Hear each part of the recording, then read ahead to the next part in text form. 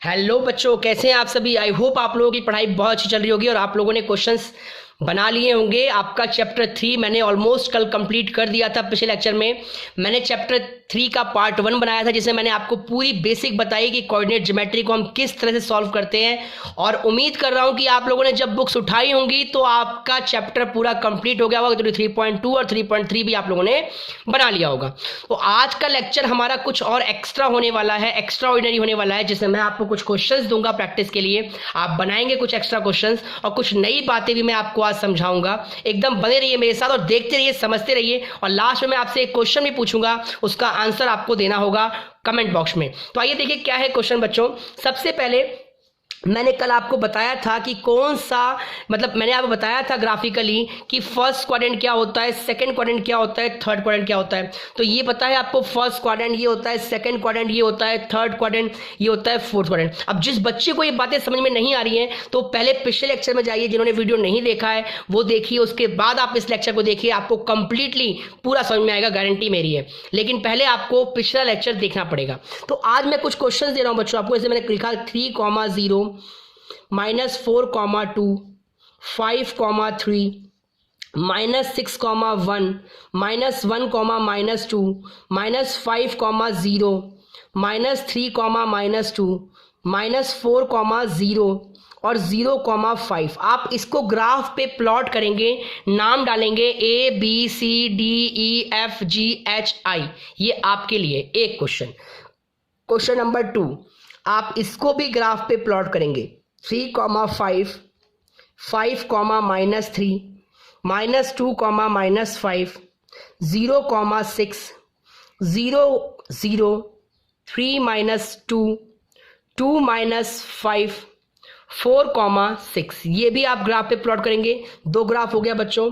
Third last 3, 3,1 4,2 -2, -3 -4, -4 -5,6 2,6 3,0 0,3 -2,0 -5,0 sorry 5,0। आप इन सब के नाम लिखेंगे ABCD करके, आप इन्हें प्लॉट करेंगे। ये 3 क्वेश्चंस तो आपको करने ही करने। कुछ नई बातें सीखना चाहेंगे आप, तो आज मैं आपको कुछ नई बातें बताऊंगा। एकदम अच्छे से ध्यान से समझेंगे कि किस तरह से हम इन सॉल्यूशन को निकालते हैं। आज मैं आपको ये बताने वाला हूं और फिर आपसे एक लास्ट में एक क्वेश्चन पूछूंगा। तो देखिए बच्चों, सबसे पहले बताना चाहता हूं मैं आपको कि ग्राफ सॉल्व किया जाता है, कैसे ये कोऑर्डिनेट आते हैं। तो ये बच्चों, जैसे मेरे पास एक इक्वेशन लिखी हुई है x + 4 = में x + y = 4, ये इक्वेशन है। इसको लीनियर इक्वेशन बोलते हैं। क्या बोलते हैं इसको? Linear equation. मैंने कहा है इसका ग्राफ प्लॉट करना है, तो आपको कुछ भी नहीं करना। आपने लिखना है x = में 4, इस y को आप उस तरफ ले जाइए -y, और इस तरह से यहां पर एक बॉक्स बनाएंगे आप, और अपनी मर्जी से आप यहां पर कितने भी सॉल्यूशन निकाल सकते हैं। लेकिन बच्चों, ग्राफ बनाने के लिए आपको कम से कम मिनिमम 2 वैल्यू तो चाहिए ही चाहिए।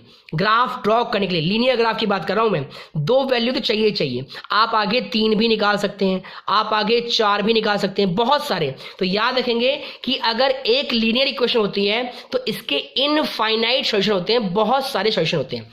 अब कह रहे हैं बच्चे कि ये सॉल्व कैसे होगा। तो प्यारे प्यारे बच्चों, मेरी बात ध्यान सुनेंगे। इस y की वैल्यू आप कुछ भी रख सकते हो। तो आपने क्या करा यहां पर, put the value of y, put the value of y। एक बच्चे ने कहा कि ऐसा करो भैया 0 रख दो, तो आपने 0 रख दिया, कोई दिक्कत नहीं है। तो x की वैल्यू क्या आ गई, 4 - 0 = में 4, तो ये 4 आ गया।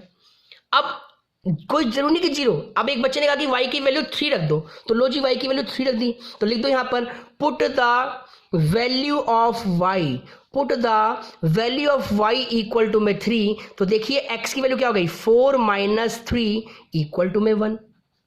अब किसी ने कहा कि y की वैल्यू 1 रख दो, तो आप 1 रख दो। आप यहां 1 रख दो तो क्या हो जाएगा, 3 आ जाएगा। आप अगर यहां y की वैल्यू 1 रखोगे तो क्या आएगा, 3 आ जाएगा। कुछ भी रख सकते हो, 5 रख सकते हो, 6 रख सकते हो, माइनस में आ जाएगा।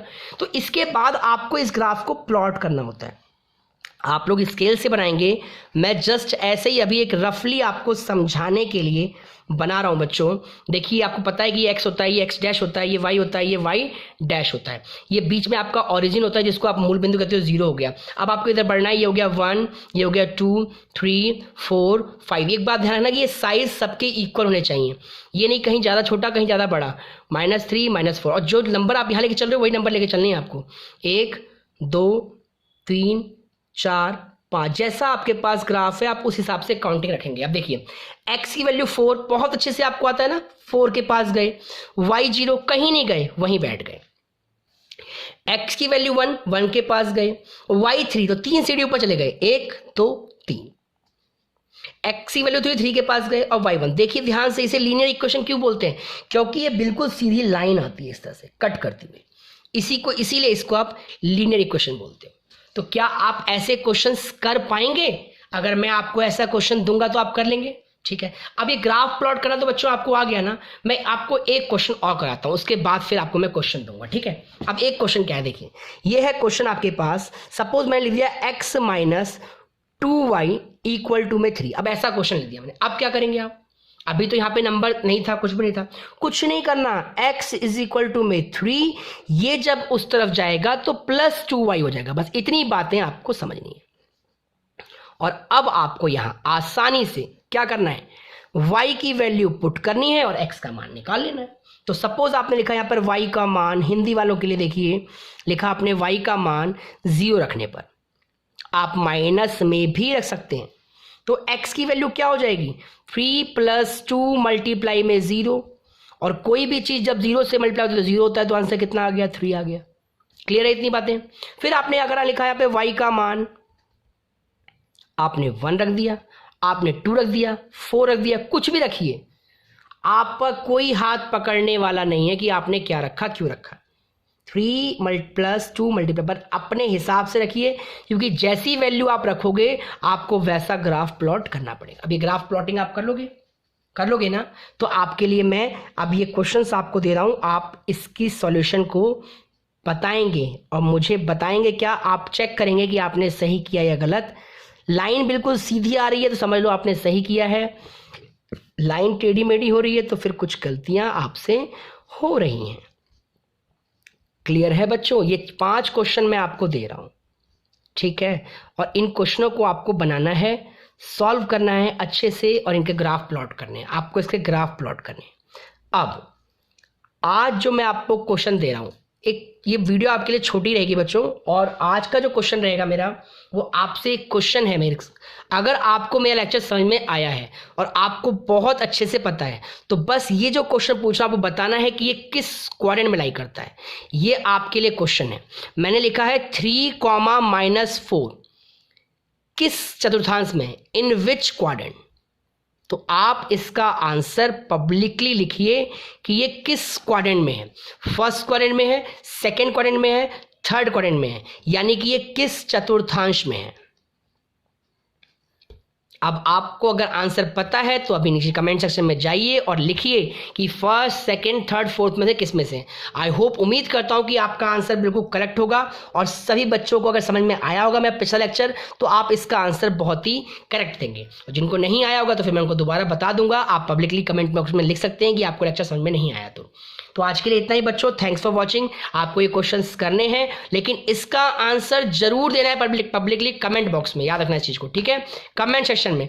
व्हाट्सअप तो आप मुझे करते ही हो, लेकिन आपको कमेंट सेक्शन में इसका आंसर देना है, ताकि मैं जान सकूं कि आपको मेरे पिछले लेक्चर समझ में आए हैं या नहीं आए। जो बच्चा भी ये वीडियो देख रहा है उसको इसका आंसर देना है कि first quadrant, second quadrant, third quadrant, fourth quadrant, पिछले लेक्चर मैंने आपको समझाया हुआ है।